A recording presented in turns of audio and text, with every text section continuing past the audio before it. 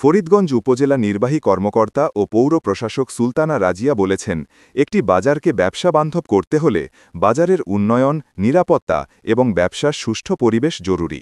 তবে এই ক্ষেত্রে বাজারের নিরাপত্তা ও উন্নয়নে ব্যবসায়ীদের অংশগ্রহণ জরুরি। ব্যবসায়ীদের রাত্রিকালীন পাহারার জন্য কমিটির মাধ্যমে চলমান নিরাপত্তা আরও সুনিশ্চিত করতে সহযোগিতার হাত বাড়িয়ে দিতে হবে। ব্যবসার পরিবেশ ঠিক রাখতে এবং উন্নয়ন কর্মকাণ্ডকে বেগবান করতে পৌরসভাকে সহযোগিতা করতে হবে। ফুটপাত দখলমুক্ত করতে হবে। যানজট মোকাবেলায় ব্যবসায়ীদের সহায়তা ছাড়া সম্ভব নয়।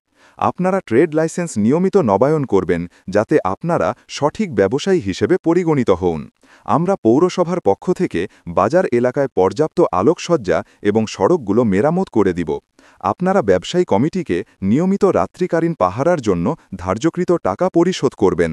২৭ সেপ্টেম্বর শনিবার বিকালে উপজেলা পরিষদের সভাকক্ষে ফরিদগঞ্জ পৌরবাজার ব্যবসায়ীদের নিয়ে আলোচনা সভায় সভাপতির বক্তব্য রাখতে গিয়ে তিনি এ কথাগুলো বলেন।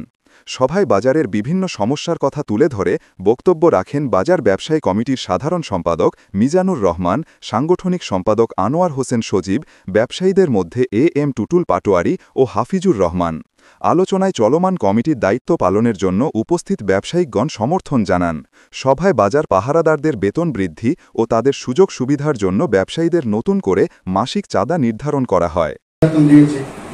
কিন্তু বর্তমানে যে অবস্থা, আমার বাজারের সীমানা মোতাবেক 10 থেকে 15 জন নৈশ প্রহরীর প্রয়োজন। আর একজন প্রহরী তো ছুটিতে দিতে হয়, আপনি জানেন। রাত্রে অর্ঘুমা থাকলে ক্ষুধাও লাগে বেশি, কষ্টও বেশি, দিনে আবার ডিউটি করতে হয়, অন্যান্য কাজ করতে হয়। তো সেই ক্ষেত্রে আপনারা সেটা খেয়াল করবেন। আর আমি কমিটিতে আসার আগেও আপনারা মনে হয় লক্ষ্য করছেন, আমার এই বাজারে কোনো ব্যবসায়ী মারা গেলে আমি 4টা মসজিদে মিলাদ পড়াইছি 10 কেজি করে জিলাপি দিয়ে। সত্য যে মিথ্যা? পড়াইছি কিনা? আপনাদের কাছে কোনো টাকা পাই নেই। আমাদের প্রত্যেকটা ক্রাইটেরিয়া অনুযায়ী ফিক্স আপ করতে হবে।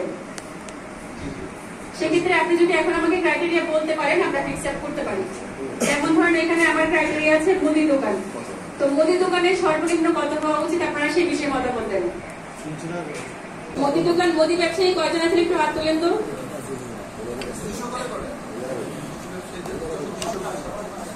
আপনারা একটু বলেন যে মুদি ব্যবসায়ীর ক্ষেত্রে সর্বনিম্ন কত হওয়া উচিত।